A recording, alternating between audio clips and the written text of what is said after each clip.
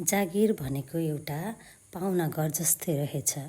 निश्चित समय बसेपछि छाडेर जानै पर्ने। हेलो एभ्रिवान, आदरणीय गुरु उपेन्द्र बुढाथोकीको अनिवार्य अवकाशको समग्र स्वरूपको मिनी भ्लगमा यहाँहरूलाई स्वागत छ। आज हाम्रो लागि अलि खल्लो दिन हो, किनकि हाम्रा आदरणीय गुरु उपेन्द्र बुढाथोकी सरले आज आफ्नो 38 वर्ष लामो र सफल सेवा अवधिबाट अनिवार्य अवकाश लिँदै हुनुहुन्छ।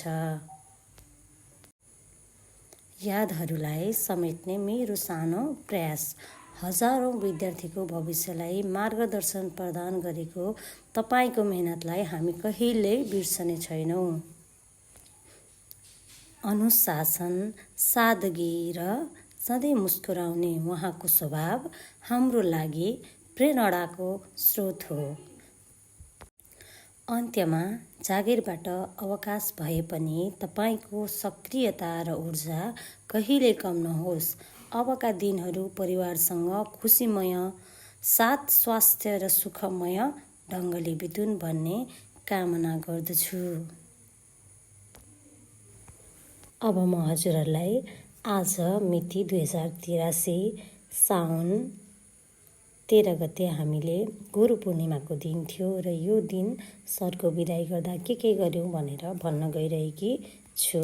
सुरुमा हामी सदाझै 10 बज्नुभन्दा 5-10 मिनट अगाडि नै विद्यालय पुगिसकेका थियौँ। त्यस पछाडि हामीले फुलहरू बोकेर गएका थियौँ र उक्त फुलहरूलाई गुथेर माला बनायौँ।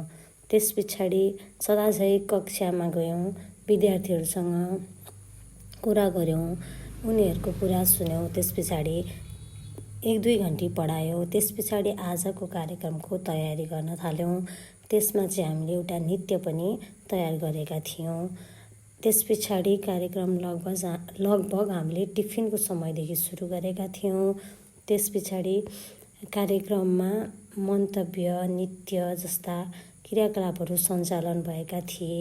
त्यो कार्यक्रम सकेपछि हामीले सरलाई बुफरमा बाजा बजाएर सरको घरसम्म नै लगेर पुर्याएर फर्केका थियौँ र यति गरिसक्दा 4:20 भइसकेको थियो। त्यस पछाडि हामी आफ्नो घर फर्किएका थियौँ र यो दिन हाम्रो लागि धेरै नै अविस्मरणीय बनेको छ र यस्ता दिनहरूलाई यादमा सँगालेर राख्नका लागि मैले यो भिडियो तयार गरेकी हुँ।